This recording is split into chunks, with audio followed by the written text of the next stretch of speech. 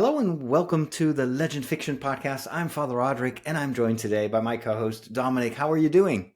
I'm good. Good to see you, Father. Hi, everybody. It is nice to be with you. We've not done a live on the channel for a long time.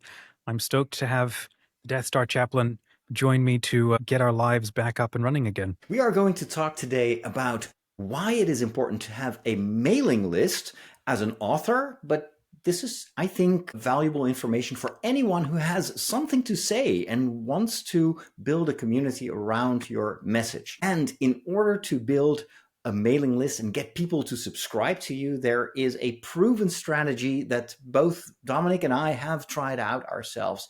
And that is you have to have a freebie. You have to have a giveaway, an incentive for people to sign up. And Dom, I think that you've experimented with this quite a bit in the past, right? To be honest, I've not. I have been absolutely haven't? terrible at it. You've actually been very, very good at it. I just never did it because I never had a plan for my email. So I've exactly been the kind of Okay. author that you're talking about right now. Because of you, I've started trying to do better at it. But you actually did post something that equates to a freebie the other day, and it was a Yes. collection of short stories. So Legend Fiction has produced, what is it, 5 anthologies now? Yeah, I think that's right. 5 anthologies. Yeah. And so you took a few of those stories and bundled them in a nice looking little like mini booklet as a sampler almost of what people can find in those anthologies, those bigger anthologies. Well, that is exactly almost like the best example of what you can do as a freebie. You don't give away everything, but it's like when you go to an expensive restaurant, they sometimes offer you these little like bite-sized things, like sometimes it's a fancy spoon, and it's an appetizer.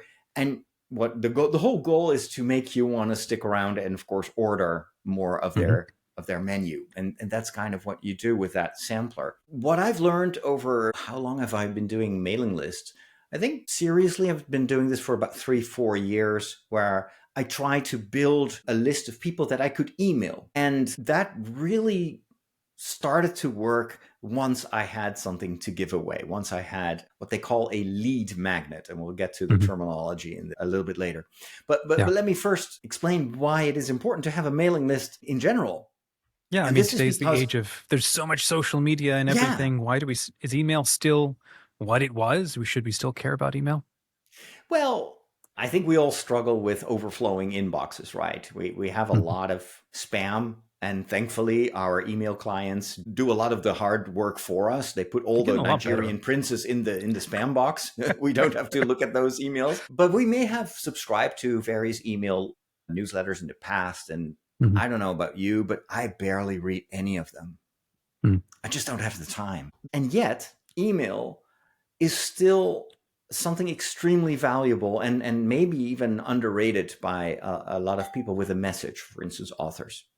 And this is why we usually go to our social media feeds to get updates about our friends and about people that we want to follow, maybe even companies or movie news or whatever.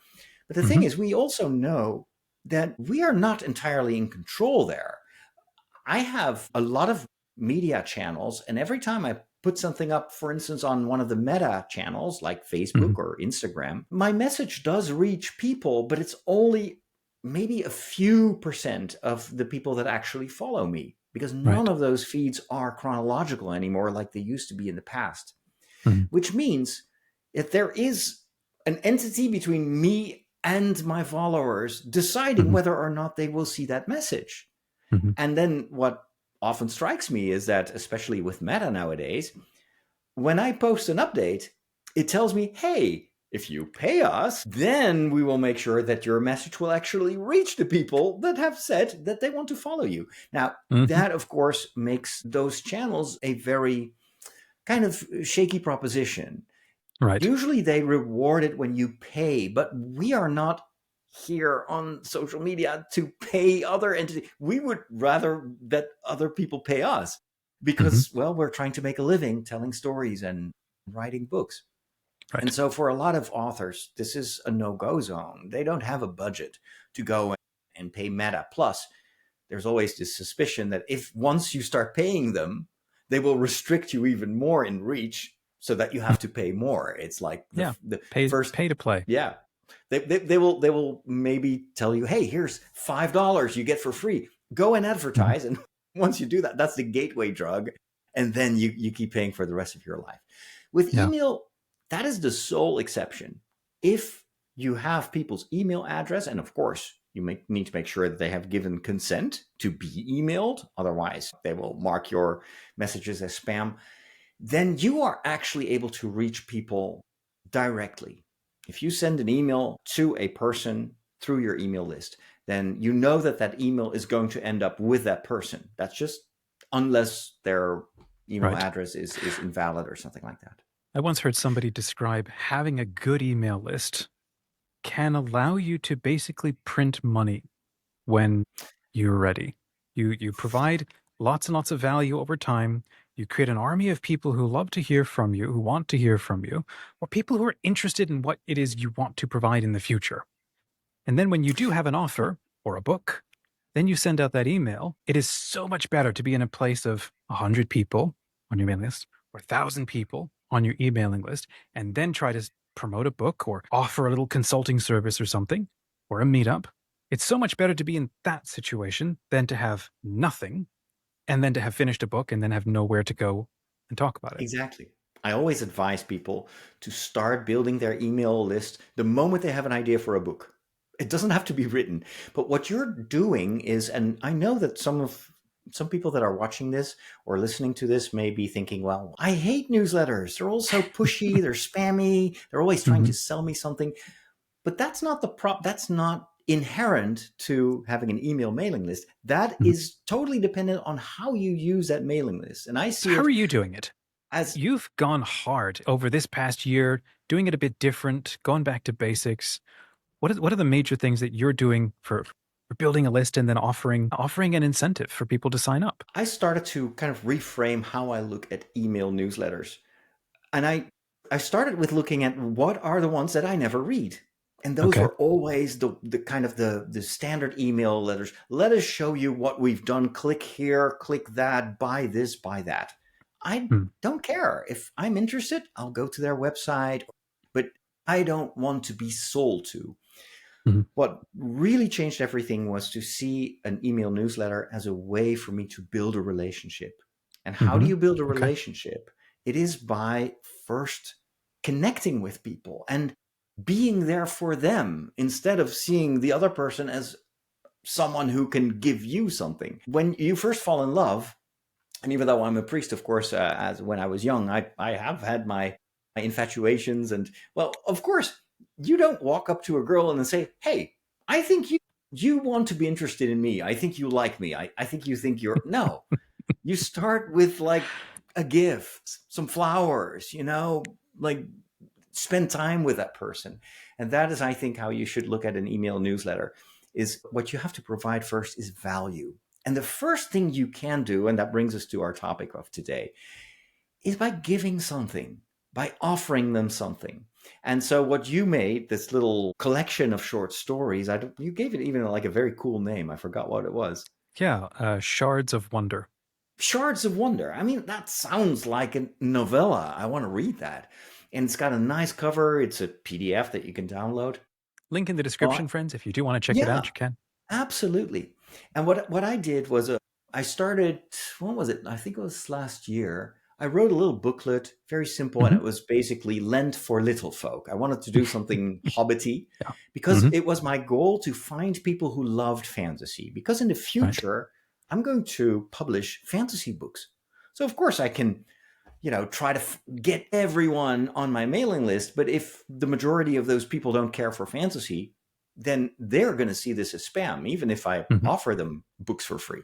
So I Right. wanted to have people who, for instance, love Tolkien. So I wrote a little booklet, 40 days, like a little meditation inspired by the Lord of the Rings for every day of Lent. And I then started to tell people on the internet, on my socials. I even wrote a few press releases to some Catholic newspapers here in my Oh, you country, and I did? said, "Hey, I wrote this little booklet," and then they wanted to interview me, so I said, "Hey, and it's for free." That's that's great. Why? Because I don't want to get sued by the Tolkien estate, so I'm not Oh, going to make oh, money okay. on their trademarks, but I can give Mhm. this away for free, and that immediately gave me I think more than 1,000 people who actually said, hey, yeah, send me this free booklet. And I made sure you could print it. It was a PDF, but also a Word document. I made it available as an EPUB, and it was just a little zip file. And the only thing they had to do was to give me their email address. And I even said very clearly, I will not spam you. I will not sell this information. It's safe with me. I Hmm. only use this to stay in touch with you. Yeah. And so I automated this so that if they gave me their email address, they would get another email and said, hey, here's your freebie, click here to download it, and basically some verbiage that I wouldn't abuse their email addresses. And then after about 2 weeks, I sent them another email. I said, hey, I remember I sent you this booklet. Did you have time to read it? What did you think? And I got some really nice replies. And it wasn't selling anything. I was just like, what did you think? And some people told me, hey, I loved it. Other people said I didn't have time yet to read it, but thanks for the reminder. And so over time, I was building up this relationship. And now, more than a year later, I moved them all to my Substack. I imported all those contacts. And now every week I send them my weekly email newsletter. But Hmm. I don't know if you've seen my newsletter. It's not like, okay, this is what you need to look at. This is a podcast that I made. Here, click here for Legend Haven to get your tickets. It's only $10. No, it's just like, here's a story. Let me tell you a story. And I tell a You little know, we personal should story. probably do a follow up on how to think about or how to do an author newsletter. And maybe this can be like Perfect. another thing, which is Yeah, what do you do if you don't know what to say? You don't have anything to say. Or if you're someone like maybe you, where you're writing a story every single day and you're on shows constantly. And how do you not overwhelm people? I'm always afraid of overwhelming people. So we perfect. talked about creating something simple that you can give away to people to invite them to sign up, or to kind of, it's just a little thank you. Like here's a little chocolate or a mint on your pillow when you rent a room at this little tavern. It's a little gift to thank them for joining your mailing list, and then have a little. So maybe we'll come back to this on another episode and talk about Absolutely. what's a plan for how to continue building that relationship so that when you do have a book or you do have something you want to sell, people are already warmed up and they like hearing from you and they're already sort of trained or they're prepared to open your emails. Step number one is think about a little gift to say thank you. That's more than just a little thank you email. Put something a little more special in it. And if you want some examples, take a look at the links in the Yeah, have a description look of at this video Shards of Wonder. Yep, yep. and send Dominic or me your email address, and we will spam you for the rest of your life. No, just kidding. No, well, we promise we won't. Google, don't pay attention to that.